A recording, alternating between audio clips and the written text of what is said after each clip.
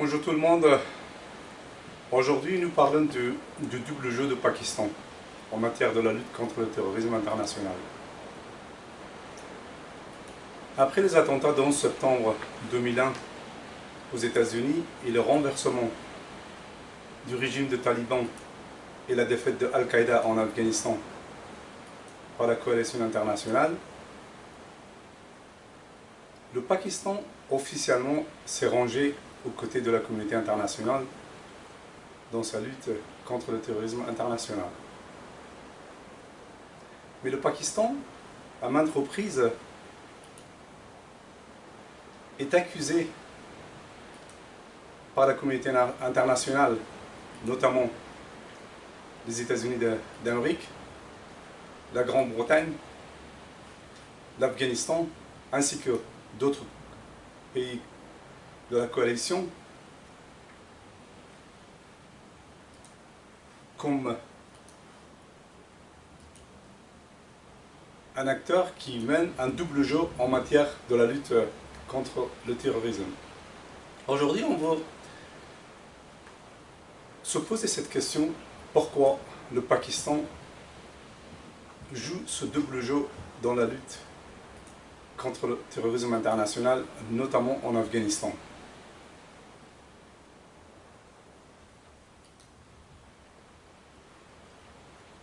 Pour connaître un peu la situation, nous sommes obligés de remonter un peu dans l'histoire. Car ce double jeu pakistanais, il a une racine historique.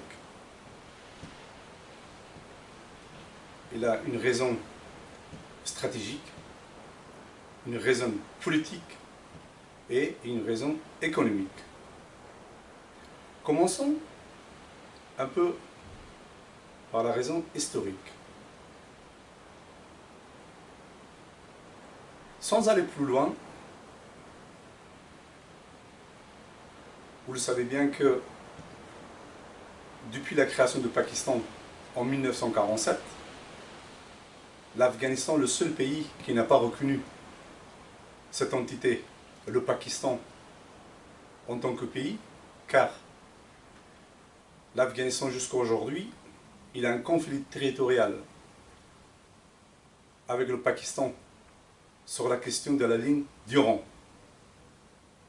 Donc, on ne peut pas aborder l'historique là-dessus, et sans doute que ceux qui nous regardent ou nous écoutent connaissent bien la question de la ligne d'Iran. Ce litige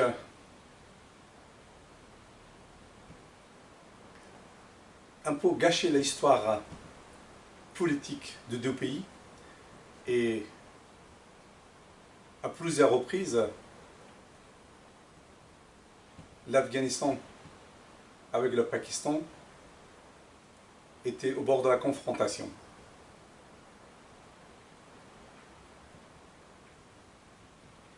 Dans les années 1973, après le coup d'État du président Daoud,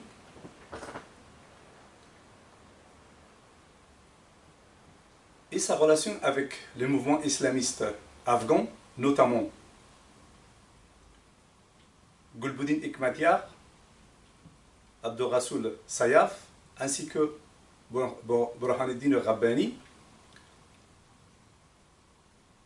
Ces trois dirigeants, à cause de leur confrontation idéologique ou politique en Afghanistan avec le président Daoud, ont été chassés de l'Afghanistan. Et en 1973, ils se sont réfugiés au Pakistan. Étant donné que le Pakistan, il a eu ce litige sur la question de la ligne d'Iran avec l'Afghanistan, à l'époque, Zulfikar Ali Bhutto, avec un bras ouvert, avec des bras ouverts, a accueilli avec une grande joie les trois dirigeants afghans. Et à partir de ce moment-là, que le vrai conflit commence entre l'Afghanistan et le Pakistan.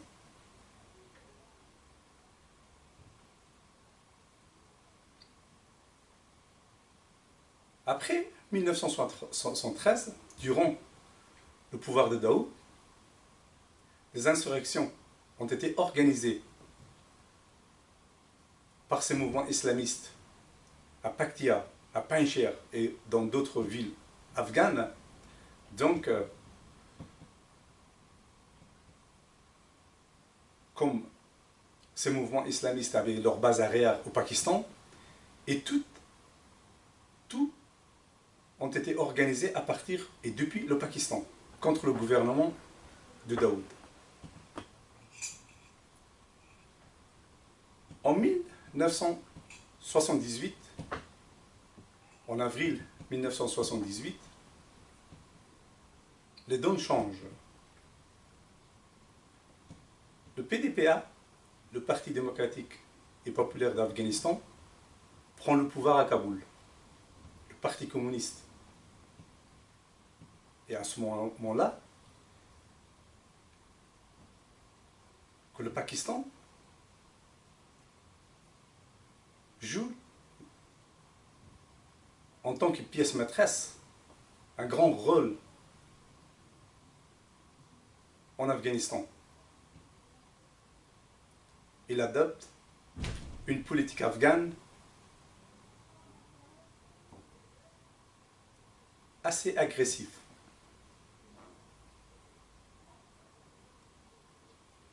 Étant donné que l'arrivée au pouvoir des communistes de PDPA, partisans de l'URSS de l'époque, était considérée comme un danger pour les Occidentaux, les États-Unis interviennent directement. Il envoie un haut responsable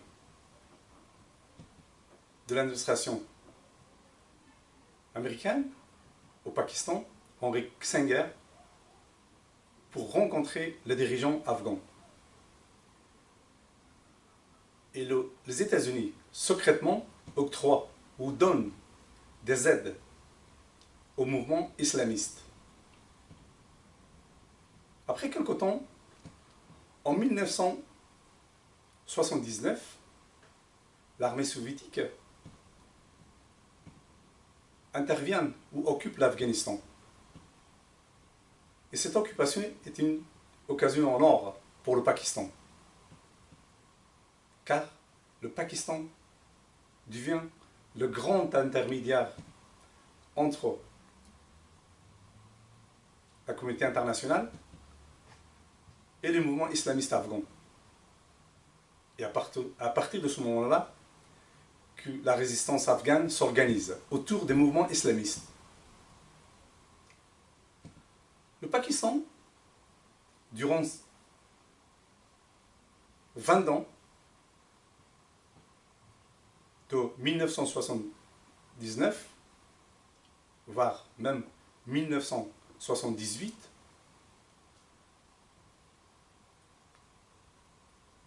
en 1989, manipule les mouvements islamistes. Et sur son territoire, il ouvre des camps d'entraînement. Il reçoit des fanatiques islamistes d'un peu partout du monde entier, des pays musulmans, notamment de l'Égypte, du Maroc, de l'Algérie, de la Tchétchénie, ainsi que d'autres pays, qu'on les nomme les Moudjahidines. Et avec les Afghans, dans la résistance, ils se battent contre l'armée soviétique ainsi que le gouvernement installé par les soviétiques en Afghanistan. Durant ce combat, plus de 3 millions d'Afghans morts ou sont blessés. Plus de 6 millions d'Afghans quittent leur pays et se réfugient au Pakistan en Iran, en Inde et dans d'autres pays dans le monde. Revenons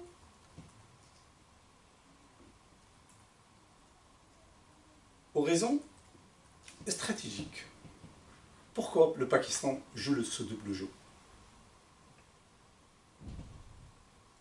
Le Pakistan est en confrontation avec l'Inde.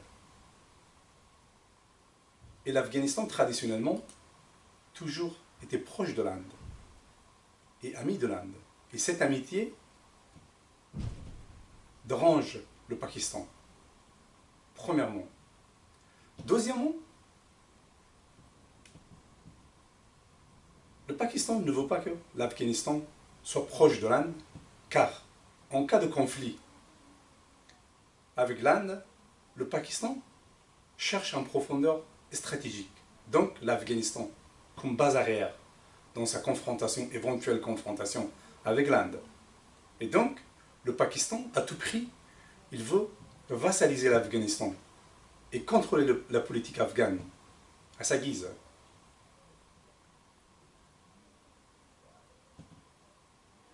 Étant donné que, sur le territoire pakistanais, surtout la ligne du rond, donc l'Afghanistan partage 2400 km de frontière avec le Pakistan, la zone Pashtun, et que plus de 6 millions de Pashtuns vivent en Afghanistan, plus de 12 millions de Pashtuns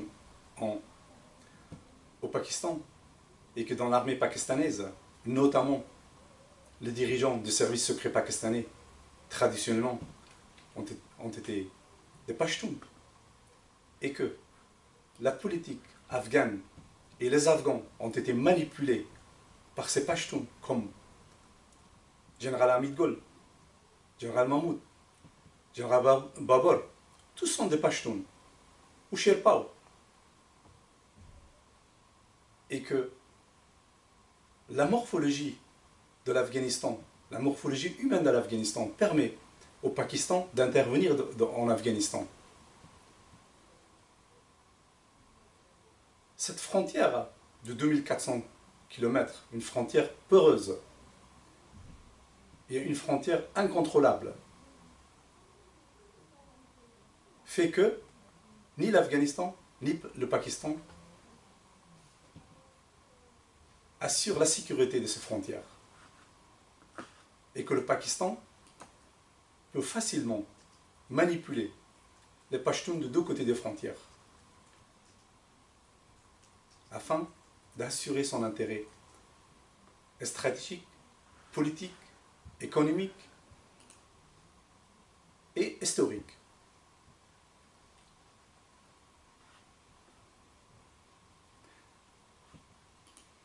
Abordons la raison économique de ce double jeu de Pakistan. Le Pakistan, pour transiter ses produits vers l'Asie centrale et importer des produits d'Asie centrale, il est obligé de passer par le territoire afghan. Et que, pour avoir plus de facilité, sans payer le droit de transit, il veut transformer l'Afghanistan en tant qu'une province de Pakistan. C'était l'objectif des dirigeants pakistanais, de vassaliser l'Afghanistan, de dominer la politique afghane et de désigner les dirigeants afghans pour pouvoir assurer son intérêt économique, politique et stratégique,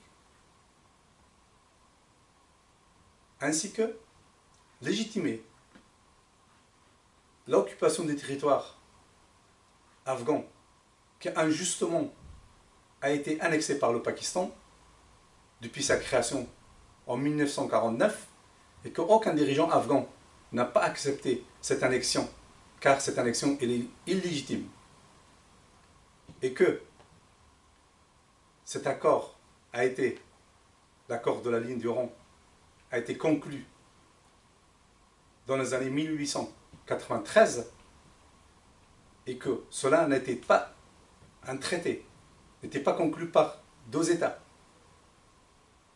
et que l'un des parties de ce contrat, de cet accord, l'un des Britanniques n'existe plus et que le Pakistan n'était pas une partie, c'est-à-dire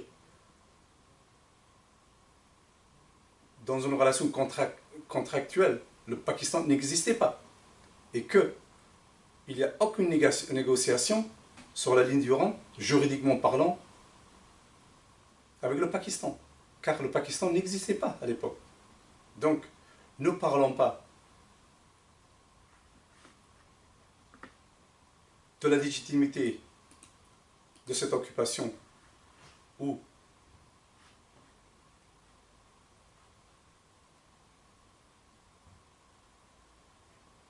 l'annexion de ce territoire, mais plutôt on parle de double jeu de Pakistan.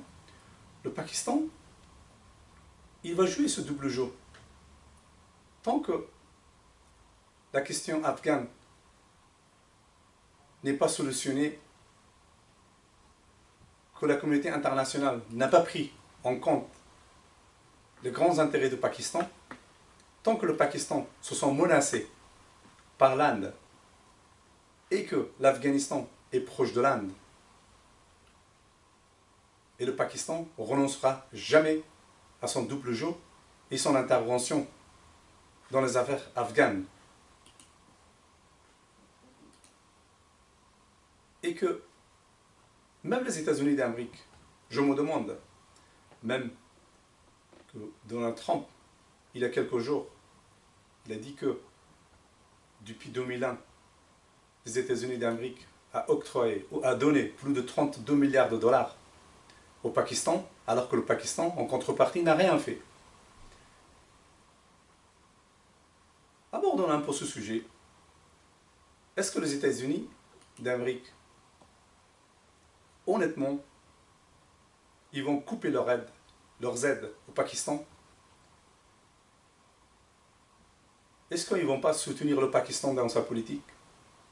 Moi, je pense que plutôt le contraire. Les États-Unis d'Amérique, ils ont besoin pour le Pakistan. Pourquoi ils ont besoin pour le Pakistan? Parce qu'en Afghanistan, ils n'ont pas de bons partenaires. Les Afghans, pour le moment, ils ne sont pas devenus de bons partenaires. Afin qu'un jour, en cas de confrontation avec la Russie ou avec la Chine, ils comptent sur les Afghans. Le seul pays dans la région que les États-Unis d'Amérique peuvent compter sur ce pays, c'est le Pakistan. Face à la Russie, face à la Chine ou autre, car, prenons une hypothèse. Demain, s'il y a une confrontation avec les États-Unis avec la Russie, comment, par quels moyens les États-Unis d'Amérique peuvent confronter ces pays? S'il n'y a pas le Pakistan comme un partenaire, même si l'Afghanistan c'est leur partenaire, par quelle voie ils vont passer? Parce que l'Afghanistan, d'un côté, c'est le pays d'Asie centrale, la zone d'influence russe, de l'autre côté, l'Iran à l'ouest, hostile aux États-Unis d'Amérique. Si demain, la relation se dégrade avec le Pakistan, au sud et à l'est, le Pakistan, sans doute que les États-Unis d'Amérique, dans leur calcul stratégique, ne veulent pas perdre le Pakistan. Je pense que juste c'est une déclaration d'intention que le Pakistan restera leur allié dans la région, même qu'ils jouent ce double jeu, c'est le Pakistan qui définira ou déterminera la politique dans la région, que ce soit en Afghanistan ou ailleurs. Et ce double jeu pakistanais va continuer. Et que la seule moyen, c'est la seule solution pour que ce double jeu se termine. Les États-Unis d'Amérique doivent, avec l'Organisation de coopération de Shanghai, doivent chercher une solution à la question afghane pour que la question afghane trouve une issue pacifique et que la question de la lutte contre le terrorisme en Afghanistan et dans la région soit solutionnée d'une façon logique, en collaboration avec les pays membres de l'Organisation de coopération de Shanghai, car la stabilité de ces pays dépend de la stabilité d'Afghanistan. Et que la seule possibilité de ramener la paix en Afghanistan et déraciner le terrorisme international en Afghanistan, c'est chercher une issue pacifique avec les pays de la région. Merci.